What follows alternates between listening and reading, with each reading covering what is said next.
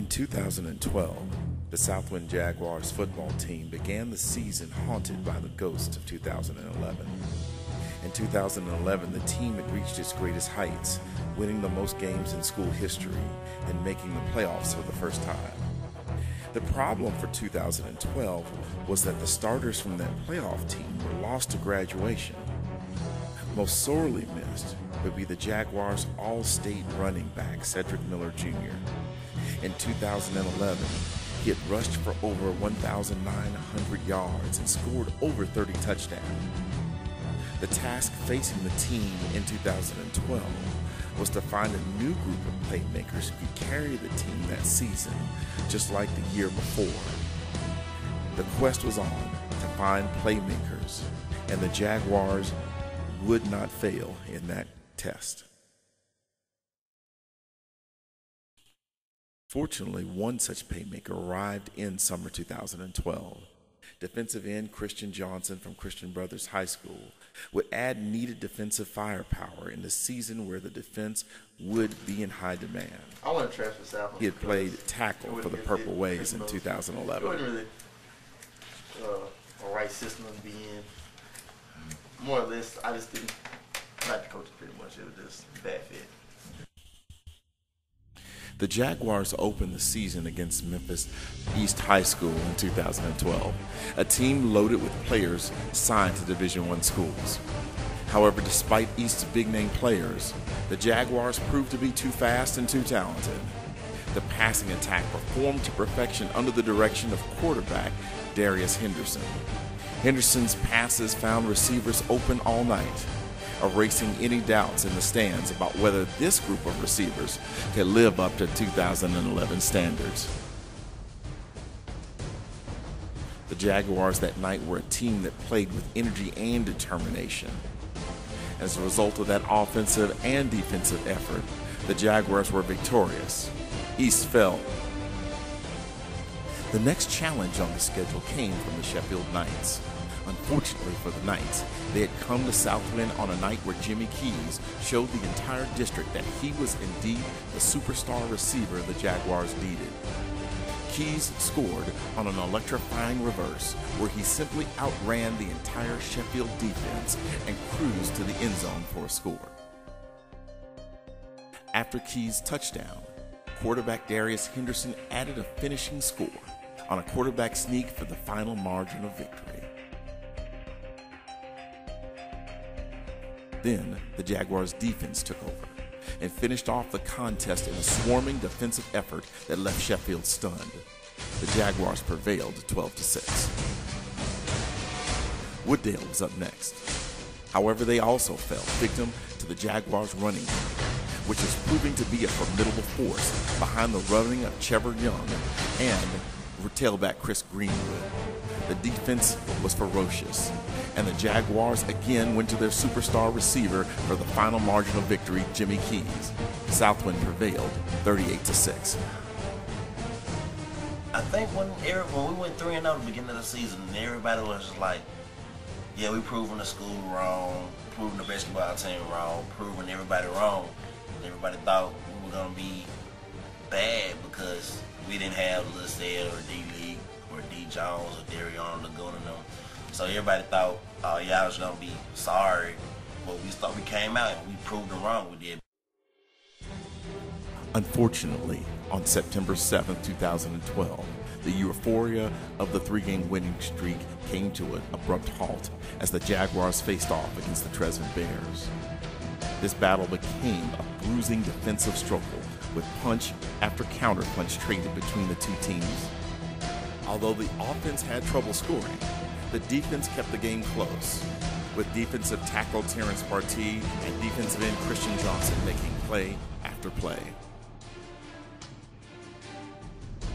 Treasure game. Really, we were on the verge of winning that game. I had like 4 sacks or 3 sacks a game, so Partee had a lot of tackles. But we were on the verge of winning that game. We just couldn't make plays down stretch. Then that quarterback catching cramps and the coach playing defense didn't make it better either, so hurt us in the long run. However, despite all of the troubles they had, the Jaguars had one secret weapon, and that weapon's name was Jimmy Keys.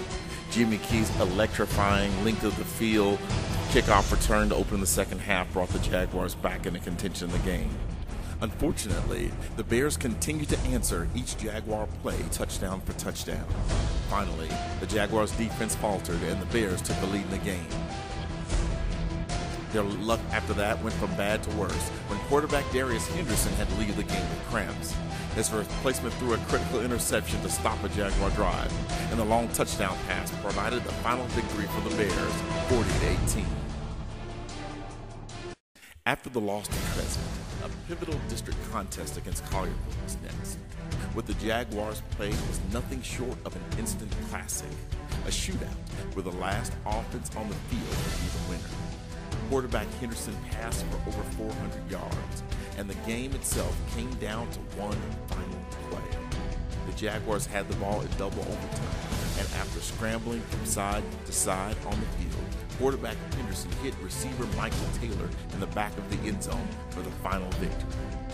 This set up the showdown with Germantown High School. They say rivalry games bring out the best in a team and in their opponents. That's always been true when the Southwind Jaguars played the Germantown Red Devils. My description of the rivalry is that it's been a rivalry since middle school. It's going to stay a rivalry between a Red Devil and a Jaguar. Southwind was poised to take first place in the district. Germantown held it, and the teams battled on a cold, unforgiving night for supremacy in District 15 AAA. After Germantown took an early lead, Southwind in characteristic fashion struck back with yet another kickoff return by kick return ace Jimmy Keys. Of course, as in rivalry games always turn out, neither side gives, neither side gives up. Germantown answered with another rushing touchdown and took the lead 14-6.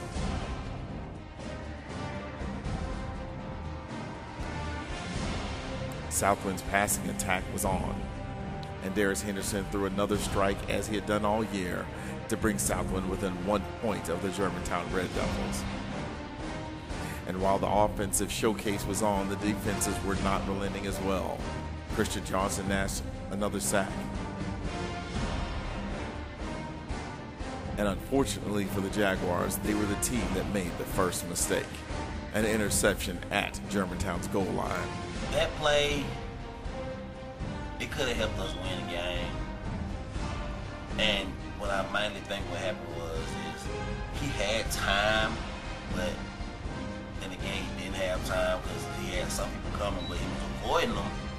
And when he was avoiding them, he tried to throw into our most reliable receiver, Jimmy Keys, but he was double covered, so he kind of threw into double coverage in the game. So after the Jaguars' defense held, quarterback Darius Henderson made up for his mistake with another long strike to Jimmy Keys. Southwind took the lead in this battle, 26-21. However, Germantown came back for one final touchdown in the final period. Germantown held on to win by an extra point. Whether referees bad plays just kind of beat us the game. We still almost won on top of it. We dropped 2 touchdown passes. If the loss to the Red Devils delivered a devastating blow to the Jaguars' title hopes, what came next felt like a knockout punch. The Jaguars played Ridgeway at home, and a new defensive front put in for that game led to Ridgeway running through and over the defense. The Jaguars were stunned and off balance and were out of the game before it even started. Honestly, I blame Coach Harris. We came out there, ran a third front defense 2 days before the game. You're running it, and the scat team offense was running all over us. That didn't work in practice, so I mean, like, why we running the game against somebody who,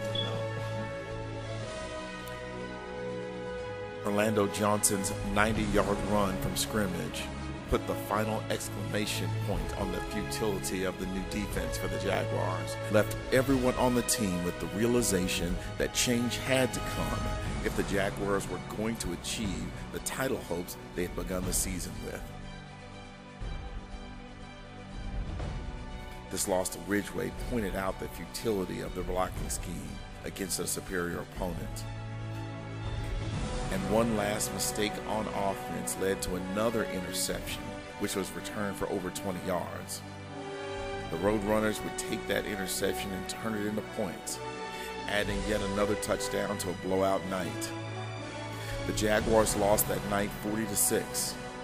And as Ridgeway scored its final touchdown, they knew that they had to win, and they had to win now if they were going to make the playoffs. After those back-to-back losses that we know we could have won, I mean, everybody just felt down and just thought that the season was going to go downhill from there. Needing a win to stay alive, the Jaguars make quick work of Overton High School. After Jimmy Keys scored a touchdown in the Overton game for the win, they then moved on to play the biggest game of the year against Houston High School. Against Houston, the Jaguars' backs were against the wall. This was a game that they had to win. A loss here would mean the end of the season. Unfortunately, it seemed that no one told the players. They immediately turned over the ball on their first possession, and then the defense gave up a quick touchdown to the Mustangs. It appeared that the defense's confidence was shattered, and of course, everyone on the field appeared confused. Houston's offense took quick advantage with long runs, again once they got possession. And after another off-tackle play, the Mustangs went up by a second touchdown. Inexplicably, the Jaguars allowed another score, and it appeared as if their season was over. We were out of position. People were a little confused and scheming and running. From his Tyler, he was an outside linebacker slash like cat safety. He was looking the right place, but then when we got corrected, we kind of shut him down the rest of the game. It was a good defense. I had faith he was gonna win the entire time. We were used to being down, so it wasn't anything special. Once the Jaguars got possession, it appeared as if they were going to spring to life. Another Christian Brothers High School transfer, Marcus Deans, provided the Jaguars with good field position after a long kickoff return. And after the Jaguars got the football back, they turned to none other than Jimmy Keys. On a simple wide receiver screen, Jimmy Keys scored, bringing the Jaguars within 2 scores of the Houston Mustangs. Jimmy Keys, that's a God-given person. He has God-given talent. I mean, he has God-given speed. He's just an all-around fast person, good person, funny, crazy at times, and also worse. I mean, can be the smallest bully ever. Me personally, I got bullied by him. The Jaguars' defense came up with another big play, this time an interception by safety Kylan Miller. And once provided with the opportunity, Jimmy Keys provided yet another reason why he was the best wide receiver in Tennessee high school football. The Jaguars scored again and were down 1 score. Quarterback Darius Henderson on the next possession then hit another receiver in the end zone for a touchdown. The Jaguars were within 1 point of taking the lead. From here, the defense took over. Defensive tackle Terrence Partee made hit after hit after hit, stymieing the Houston running attack. What started as an offensive showcase became a defensive struggle. And after one more stand, the Jaguars again turned to Jimmy Keys. On a long touchdown pass, Jimmy Keys provided the Jaguars with the lead for the first time in the game. And this hit by linebacker Kentrell Johnson took away whatever will to win the Mustangs had remaining. That play, one play I remember at the game that I remember the most, it wasn't even my play. It was Kentrell Johnson's play when he hit the quarterback. And one thing I can remember is Kylan. He running down the field after Kentrell made the hit and was like, "You killed him." It was like, "You killed him." Once the Jaguars got the lead, they were determined not to give it up. And the transfer from Christian Brothers, Christian Johnson, provided the defensive stops needed at the end to preserve the Jaguars' victory.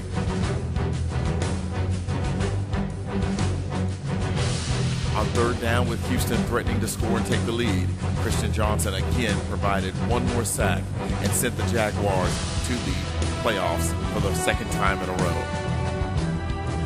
The Jaguars had just completed the most improbable comeback in school history. And after Houston High School's last gasp attempt to win fell short, the Jaguars could celebrate because they now had just earned a spot in the playoffs.